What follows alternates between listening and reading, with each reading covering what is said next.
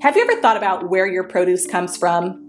Most grocery chains receive produce from various local and national farmers. In fact, there are about 3.4 million farmers in the United States today. But of that staggering number, only 45,000 are Black farmers. At the Better Buggy, we are a proud group of Atlanta-based Black-owned farmers, selling produce locally and nationwide. Our easy-to-navigate online platform makes it easy for you to make a one-time purchase or to simplify your life by subscribing to our weekly produce box. Whichever frequency you choose, you can order with confidence, knowing you'll receive 100% organic farm-fresh produce. If you're looking for a thoughtful gift for a loved one that they'd actually find useful, be sure to pop by our online store where you can snag a gift card your recipient can use to order their own produce and t-shirts. Ready to start supporting local Black-owned farms and making healthier food decisions? Visit thebetterbuggy.com now to start shopping. Thursday, at a White House ceremony, Juneteenth became our newest federal holiday. June 19th, 1865, was the day enslaved people in Texas were the last to learn they'd been freed by President Lincoln. We thought it was the right time to explore the growing debate over reparations. Here's Mark Whitaker. The Stagville Plantation was once one of the largest plantations in North Carolina, 30,000 acres, with more than 900 enslaved people working the land. When you come to a place like this and you know that you have your own family, your own ancestors who lived under these conditions, what do you think? I don't know that you're ever prepared for it fully. Walking into the slave quarters can be an emotional experience. Oh, I'm getting ready to cry now.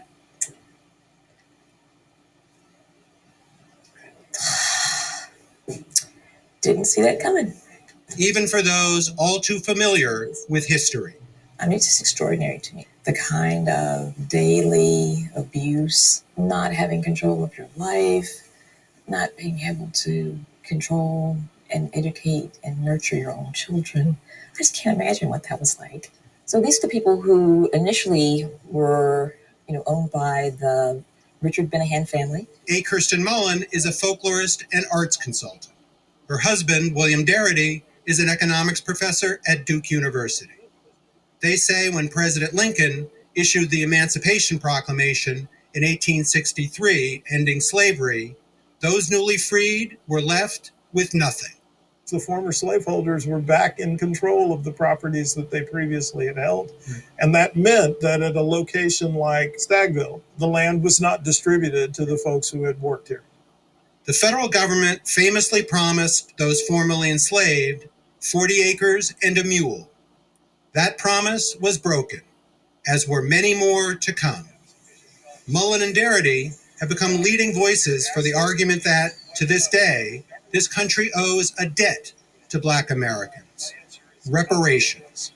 We've even argued that if the 40-acre land grants had been given, we wouldn't need to have a conversation today about reparations for Black American descendants of U.S. slavery. There are a lot of people, when they hear the debate about reparations, they think this was a long time ago. What relation does it have, not only to my life, but to today's economy? So we think of slavery in some ways as the first affirmative action program for white people. Free labor, how about it? As whites acquired wealth, Blacks were repeatedly shut out, largely denied land by the Homestead Act of 1862, which gave settlers territory out west, then terrorized by Jim Crow. Later, discriminated against when it came to the GI Bill after World War II or Social Security benefits, and by redlining and other practices which prevented home ownership.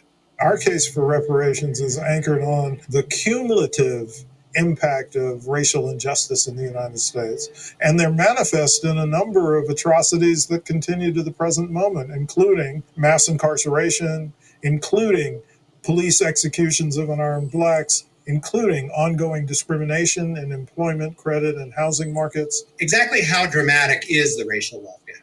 It's pretty dramatic, Mark. The most recent data we have, 2019, shows that blacks have about 12 cents in wealth for every $1 held by whites. Ray Boshara is a senior advisor at the Federal Reserve Bank of St. Louis, where he studies inequality. The median white household has $184,000 in wealth, while the median black household has less than $23,000. Wealth acquisition is cumulative. It happens over generations. So explain how that is different in Black America versus white America. Wealth begets wealth. That's the most fundamental principle here. In order to have wealth, you have to either get it from your government or from your family or from both. And the difference is this: our government, over the course of several centuries, was very active in determining who gets to build wealth and who does not. Black Americans, particularly those who have ancestors who were enslaved in the United States, constitute about 12% of the nation's population, but possess less than 2% of the nation's wealth. This leads us into what we think is the appropriate target for a reparations project, which is to bring the black share of wealth into consistency with the black share of the population. And we estimate that this would require an expenditure somewhere in the vicinity of 11 to 12 trillion dollars. All right. So I'm going to stop right there. And, the question is would reparations fix the wealth gap? Yes. I mean, to me, that's a no brainer. You have white people in this country that have generational wealth, and y'all be lying about who had slaves. Y'all 1%. There ain't no damn way that's accurate. That's just garbage you made up. So it makes it look as if your family didn't have slaves. But if you go into the census, you don't have to talk to them about nothing, ladies and gentlemen. Go into the census. It was a lot of them that had slaves. These folks are lying big time. You don't have to talk to them at all about anything. All you got to do is go back in the 17 and 1800s and look at the census, and it's very telling. It divulges all the information on them having slaves. And I mean, look, almost damn near 50% of the people living in New York had slaves. They had slaves in New Jersey. They had slaves everywhere. So when they tell you only 1%, they're trying to downplay it and make it look as if nobody in their family had a slave. And they know they're lying to you. They know. They figure you have no way of knowing this, but you absolutely do through the census. It's not like they were hiding the fact that they were a slave owner or had slaves when you look at the census. But the wealth gap is real, and I even think back on that woman I did the video on, and she had her house appraised.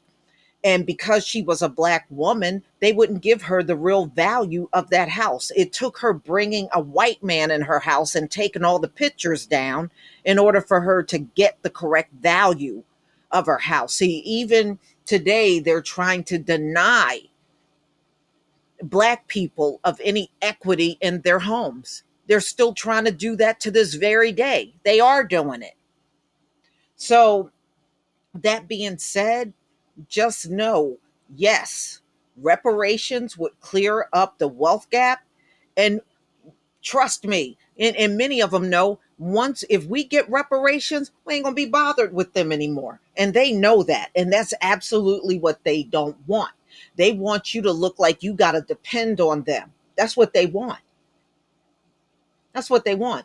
And anytime they try to tell you you depend on them, always refer them to the fact that there were hundreds of black towns that were burnt down because those folks didn't depend on them. And we always got Black Wall Street. So there are examples in history where we did not have to depend on them, and they know it. That's why they're trying to keep you from wealth and keep you from building another Black Wall Street, because they know what's going to happen. See, they'll sit around and tell you you can't do something, but we can do it. We already got the evidence that we can do it.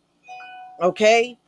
So, and always remember, after slavery was over, who had the skills and who did not. I'm just saying. But y'all, please tell me what you think.